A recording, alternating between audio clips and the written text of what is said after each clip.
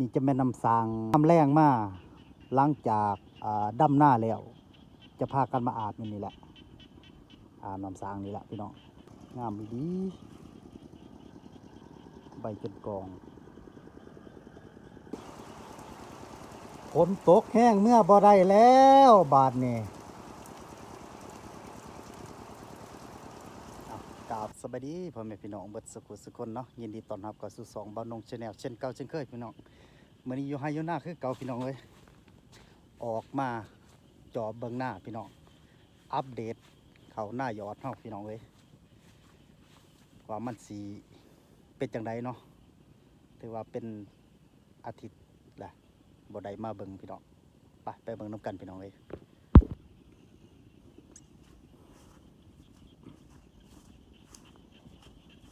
นี่จะเป็นเขาหน้ายอดเฮาถือว่ายอดมื้อนั้นพี่น้อง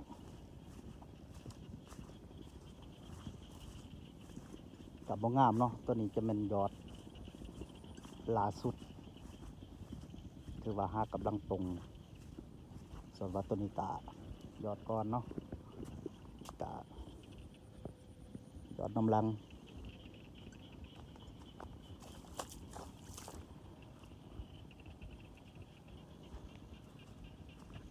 จะเป็นยอดก่อนเนาะถือว่ายอดกับบ่แม่นยอดพร้อมกันพี่น้องมันก็เลยงามบ่เสมอกันหรือว่าเกิดบ่สำคัญเนาะคือตัวนี้จะเป็นยอดน้ำลังคือว่ามือสุดท้าย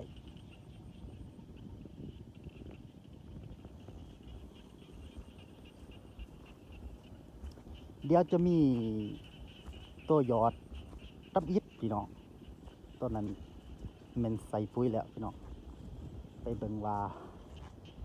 มันสิงามสำใด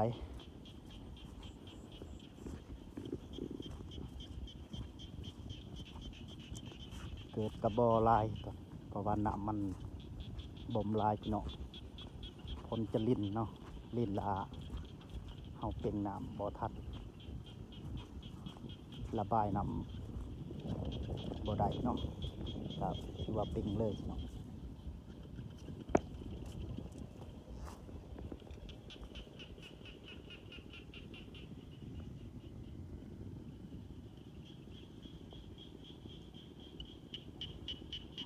ต้นสะแบง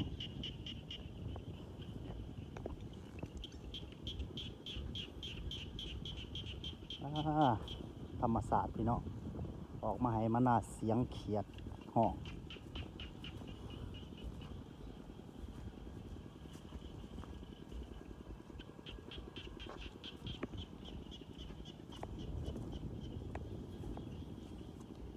ถือว่าซาวนากับบทันแล้วร้ายพี่น้อง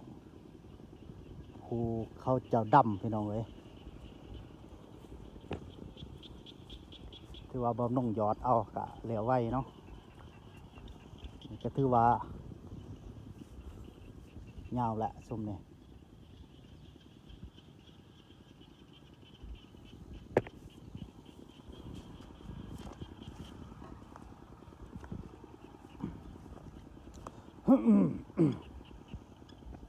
นี่จะเป็นวานเพื่อเขาจะสามมันบ่ได้มันบ่เกิดพี่น้องมันจะลกไปสามมัน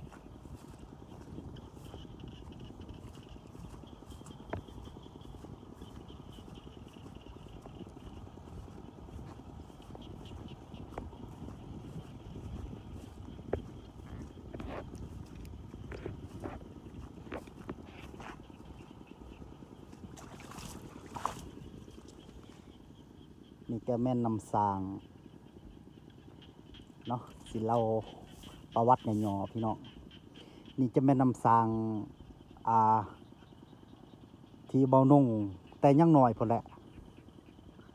เพราะว่าแต่กี้เบานุ่งจะออกหน้าเนาะอยู่เที่ยงหน้าจะบ่แม่นคือเดือนนี้จะเที่ยวมาดำหน้าหรือว่ามาจอบหน้าเนาะแต่กี้นี่จะอยู่เที่ยงหน้าเลยมาอยู่หน้าเลยนี่จะแม่นนำสางย่ามแรงมาหลังจากดำหน้าแล้วจ จะพากันมาอาบนี่แหละอาบน้ำสางนี่แหละพี่น้องแต่เดี๋ยวนี้มันกะตื่นละตะกี้กะเลิกเนาะ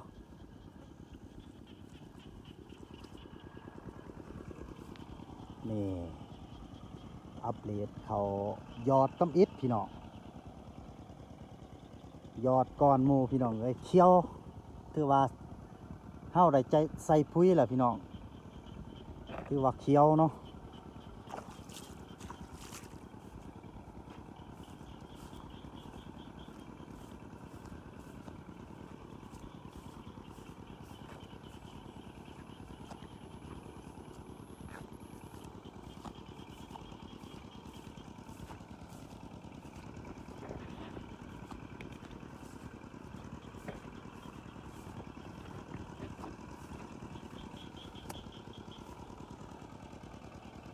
เที่ยงนี่พี่น้องยังให้นี่ขึ้นไปหาเที่ยงเนี่ยจะแม่นเขาจะหยอดก่อนเนาะถือว่าห่างกันระหว่างหยอดตัวนี้กับมาหยอดซุ่มนี่ห่างกันเป็นอาทิตย์พี่น้องแต่ว่าเบิ่งเขาสังเกตเบิ่งเขาตัวนี้ได้ใส่ปุ๋ยแหละแต่ตัวนี้ยังเนาะถือว่าเขียวพี่น้องงาม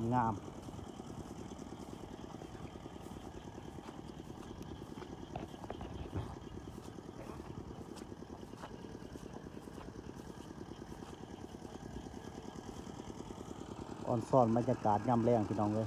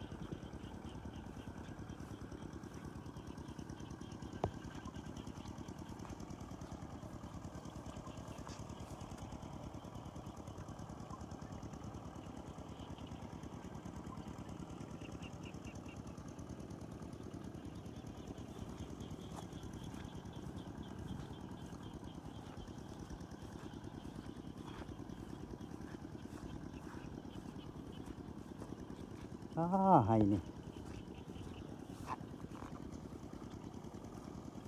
งามดีใบจนกอง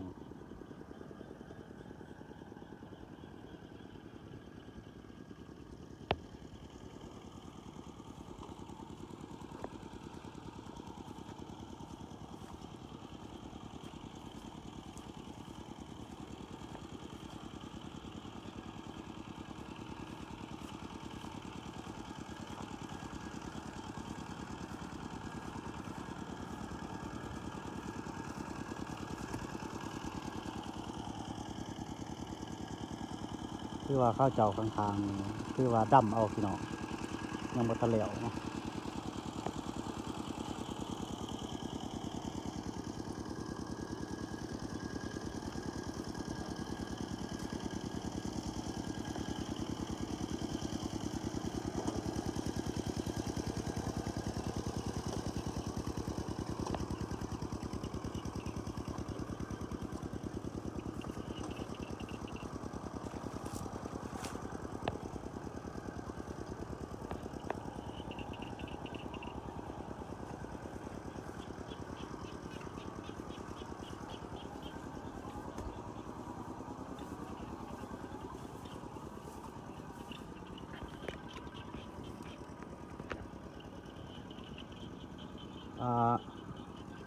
ซุ่มนี่จะแม่นใส่ปุ๋ยเบิดล่ะพี่น้อง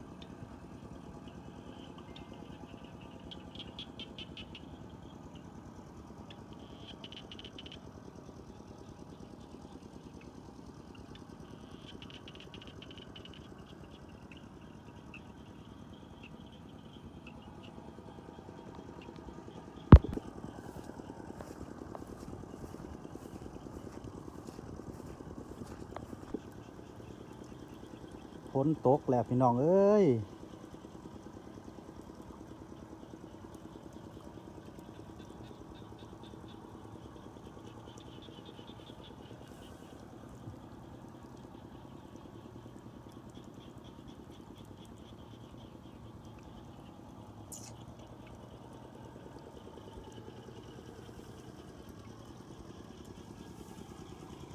มะลิอยู่เทียง ฝนตกฝนไหล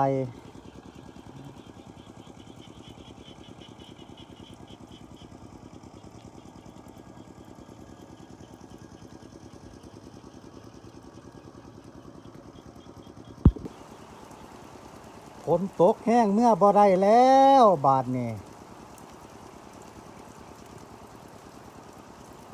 เฮ็ดจังไดละบาดนี่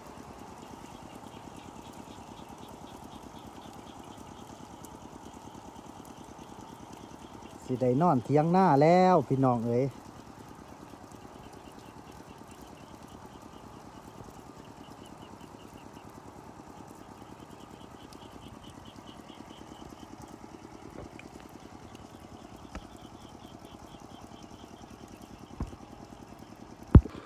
ฝนเศร้าแล้วพี่น้อง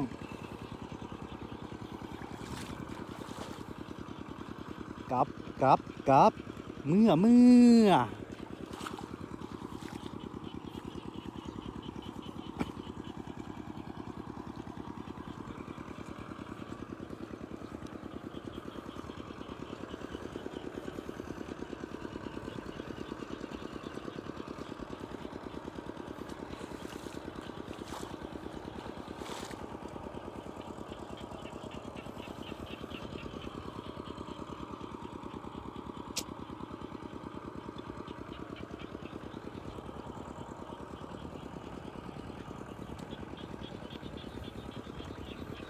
ต้นครามโอ้มีแต่นบ่เอ้ย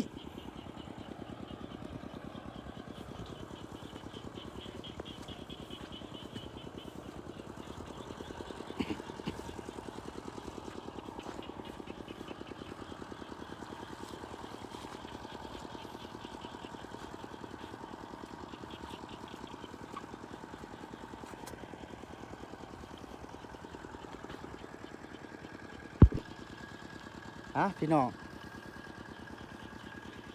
พาพี่น้องมาส้มมาเบิงเขาหน้ายอดเบานงถือว่าอัปเดตเนาะพี่น้องเนาะหลังจากเข้ายอดมาได้กะใส่ปุ๋ยแล้วก็มาเบิงเนาะมันกะคือว่ากะงามอยู่พี่น้องก็คือว่าเขียวพี่น้องเลยเอาพี่น้องมือหนาเบานงสีมาทายอัปเดตอีกเนาะตอนเขาใหญ่กว่านี้พี่น้องก่อนสิลาจากกันกับฝากพี่น้องกดไลค์กดแชร์กดติดตามกดซับสไครต์ให้เบานงเด้อพี่น้องเพื่อสิเป็นกำลังใจพี่น้องเลยสร้างคลิปต่อไปเนาะพอกันคลิปหน้าพี่น้องบ๊ายบาย